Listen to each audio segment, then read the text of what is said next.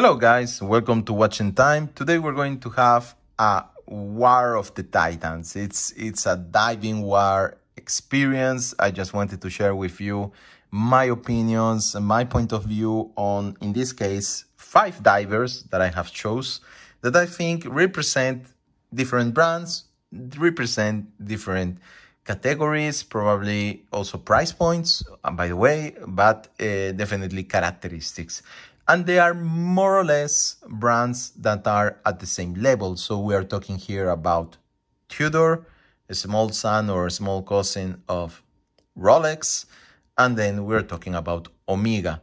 Omega is a brand that it's at the same level at price point, definitely at this point, because they have raised the price, if you have noticed, on 2021, up to the point of Rolex. So a Cmaster, well, this in particularly, it's already at the price point, even higher than the Submariner, the No Date. But they have raised the price of all their Cmasters, the new ones. And at the end, the price point, it's around Rolex, not around Tudor. Tudor is actually cheaper. So let's review and see what we're talking about. First of all, we're going to start. They are obviously placed here also in terms of size. So we're going from smaller to biggest. And we're going to start in this case with a Tudor BB58 that it's around 39 millimeters in terms of the case width. Then we have the Rolex Hulk, in this case, of the green Submariner, which is around 40 millimeters of case. Then we have the new Rolex Submariner No Date 2020 with 41 millimeters case size, the Tudor Pelagos with 42 millimeters case size, and then last but not least, the Omega Cmaster ceramic case with 43.5 millimeters. Obviously, this is a little bit bigger due also to the ceramic used in the case, respect to the other Omegas. So this is the starting point of this diving battle. So let's start with the BB58. I know that Tudor did a really good job launching the BB58 series a couple of years ago. They appealed to clients that wanted smaller watches, that were not fully satisfied with the Black Bay, which I think are excellent, and I really love my Black Bays. I think even the size, it's perfect for my wrist. But obviously, not many people have bigger wrists. Some people like the vintage vibes that smaller watches bring. So this was the answer by Tudor, actually reducing the size. Something that Rolex is also doing right now, also with the Explorer, but that's another topic. So the BB58 represents that. Tudor going into more the vintage vibes and going to please some customers that wanted smaller size. So it presents itself with a 39 millimeter case, 200 meters, obviously, of water resistance. Is not properly what we can say a professional diving watch because of these characteristics. The case and is the classic one of a Black Bay, and the classic crown without protections that comes out that has become a characteristic of the Tudor Black Bays. So coloration, in terms of coloration, is a very nice point of blue with an aluminum bezel and this blue, navy blue that you can see also on the dial. What are my opinions? It's a really nice watch, okay?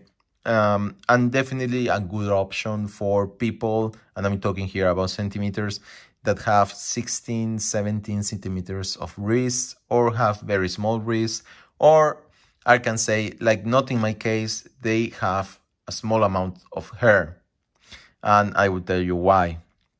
So let's do a wrist shot so we can talk a little bit more about it. So just a quick view to the watch I'm wearing today. This is a Breitling Top Time limited edition, very nice piece. I really love it. So it's interesting watch. Let's see the Tudor Black Bay 58. As I was saying, this is 39.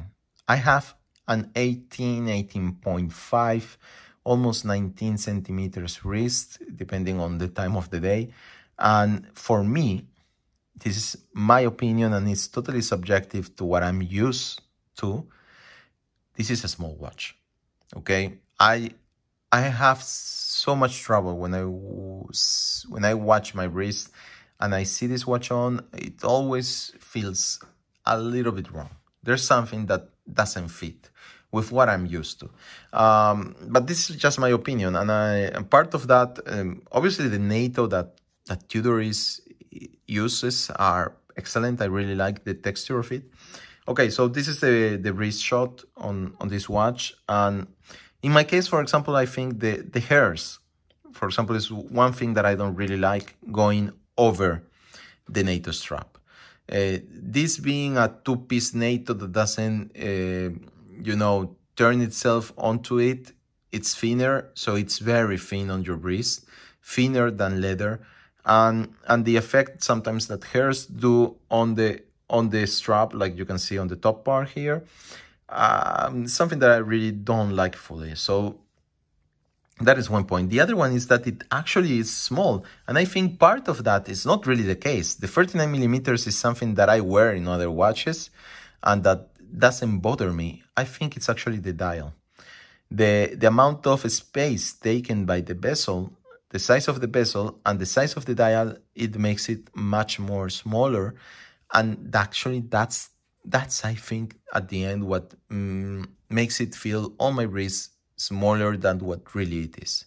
So this is just my opinion. It's a really nice watch. I really advise you guys, if you have the opportunity to get one, to get one. It has also a nice price point. It's a chronometer, in-house movement, and we're talking here about in Italy at least, and in Europe it's around 3,500 euros. So that's not much, and you will actually find it during this period in the authorized dealers. So let's move to the Submariners. So this here we have two different iterations. We have the 2020, before 2020 and after 2020. Obviously they don't make anymore the Hulk. It's one of those pieces that have been taken out of the catalog. It's a pity because I really think the coloration was spot on, really a good choice. They brought again the Kermit with the 41 millimeters new versions. It's nice. I really like it, and maybe if I have the opportunity to get my hands on one, I would really love that. But in terms of Submariners, as far as I know, and as far as I think and believe, the best Submariner for me, and this is my opinion, is the no date. The no date is the purest one. It presents itself with a clean dial. I really love this. It's black. You know, this is the perfect Submariner. For me, this is the one you have to go for. It's the cheaper also if you want to save some bucks on that. But it's the best one. Come on, guys. What it's not there to love on the Submariner no date? I don't know all the hype around the Submariner date.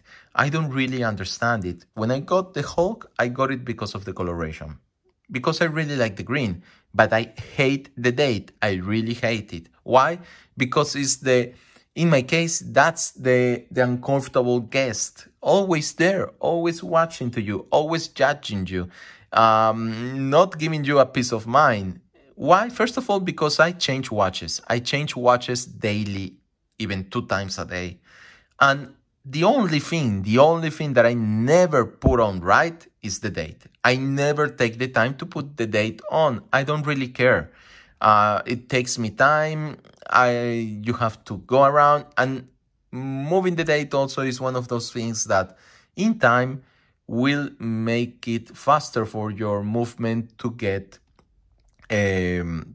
used and damaged. Maybe need repair at some point, or at least maintenance. So it's something that I really don't like to do.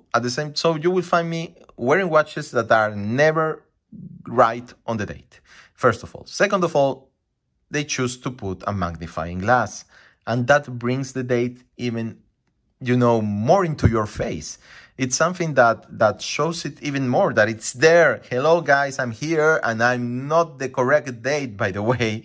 So this is kind of what I feel when I'm wearing the Submariner with the date, and that's the reason why I really love the purest line of the no date. Obviously you have the date here, it's there, and if the Hulk was no date or the new Kermit was a no date, oh my god, that would be for me like the perfect shoes. So this is a 40 millimeter, this is a 41, but actually the 41, as you can see also at a quick glance, wears smaller on your wrist. This is something spectacular that they have managed to do by reducing some millimeters there and increasing some others in other points, like for example the bracelet. So it's more tapered to your wrist. It's something that I think Rolex actually did right in 2020, not compared to what they are doing with the Explorer, that I don't really agree on. So here you have the Submariners. Which one for me is better? It's obvious, it's the no date. Is it the winner of this battle? Let's see. So let's move very quickly to the Tudor Pelagos. I didn't brought another Black Bay because we already have the 58 here. It's only a difference in size. We're talking about more or less the same watch. What we have here is something totally new. It's like having a Sea Dweller. That it's another topic, because the Sea Dweller is a Submariner. You know, whatever you want to put it, it's a Submariner that just got beefier. The Tudor Pelagos is not a Black Bay. It's something else. It has a different shape. It presents itself in a different way, and it has a series of characteristics that maybe puts it in one of the best positions in terms of divers. So let's see. It has a ceramic bezel that is matte, imbued with lume, so it actually writes at night. You have a dial that it's also the same coloration, matte blue. We say blue, but it's actually kind of a purplish blue, and I think it's spectacular. This is you know, this is a color that it's unique. You will not find another point of blue like this in other watches. At least I have not found. This is the only watch that I have, and I have many in blue colorations, that has this point of bluish, purplish color. It's beautiful. It's matte. It's nothing that goes out there saying, hello, I'm here, or popping up to your eyes. It's fantastic. The lume, it's outstanding. It's a 500 meters diver, so you have 2 more 100 meters to have fun compared to the Submariner, and 3 more 100 meters compared to the Black Bay 58. It's a fully titanium watch. It's really. Oh, I got a scratch. No, it's full titanium. It's lighter, even if it's bigger. It's bigger. It's a 42 millimeter case, but definitely you gain a lot also here in terms of the width of the case. So it's going to wear big, definitely. It has very nice characteristics on the clasp. You have an extension, a quick extension here for getting your diver suit. You have a regulator here in terms of measurements that you can actually make it bigger or smaller immediately. At the same time, you have a very interesting spring drive mechanism here that makes it something unique. You will not find watches with this type of clasp. I think that Tudor actually did an excellent job with the clasp.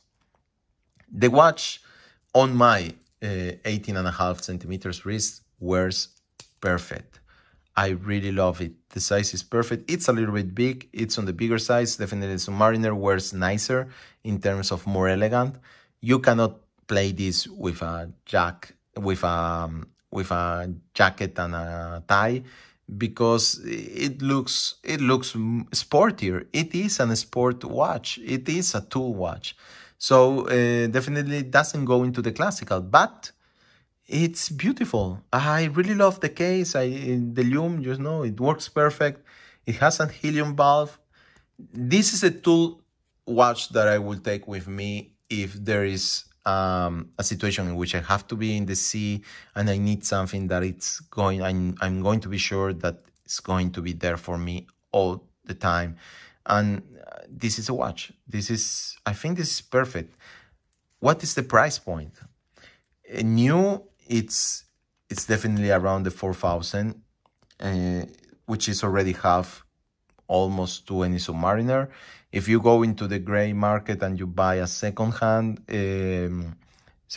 Pelagos, it's around 3,000.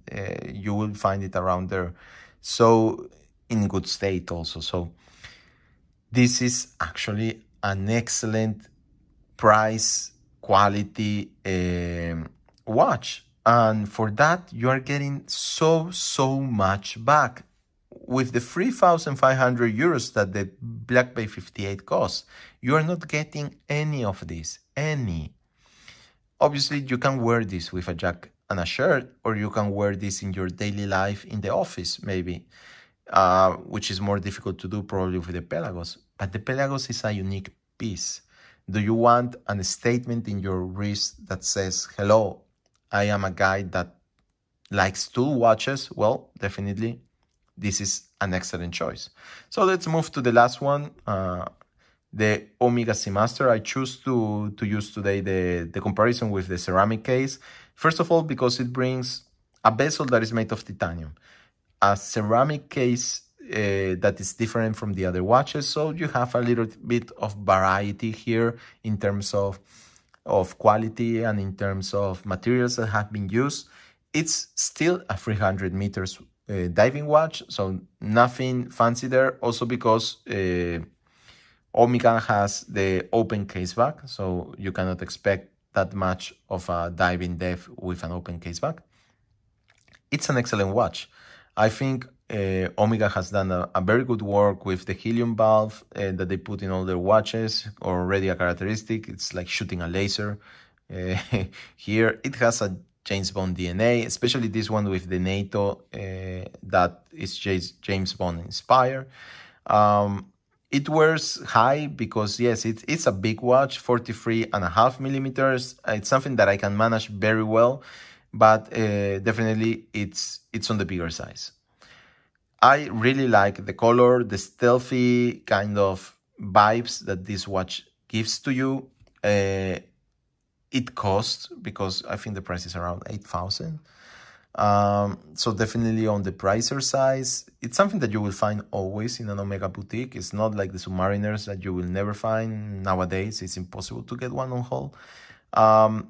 So definitely it's an interesting choice if you want an interesting diving experience statement. I think Omega in general is producing one of the best watches in the industry at that price point.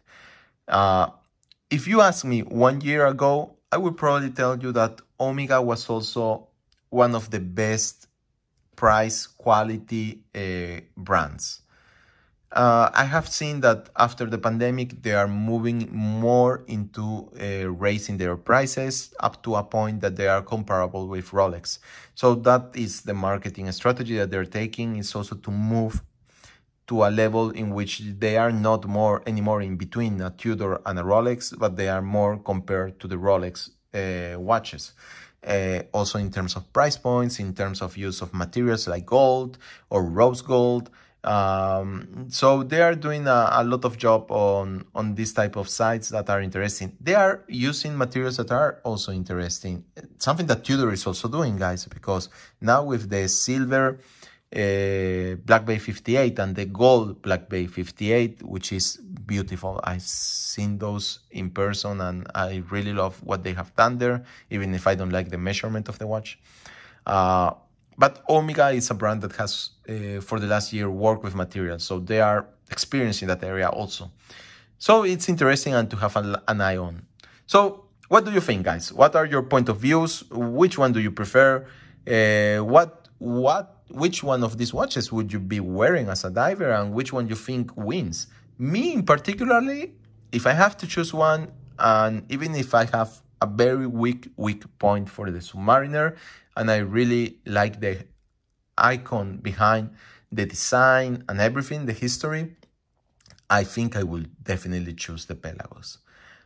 It's definitely the one that wins in all the parameters, in all the characteristics, in what it's giving you in return. The Pelagos is definitely the one. So a watch that you can find in a shop, a watch that it's accessible, a watch that most of us can own. If you have to choose one, my advice would be that the Pelagos comes out winning. Anyway, guys, talk to you soon in another video. This has been a little bit long, but really sorry. There are a lot of watches, difficult to go short on them. So if you like my videos, please subscribe and wait, because we are always doing new contents, and see you on the next video. Until then, bye-bye.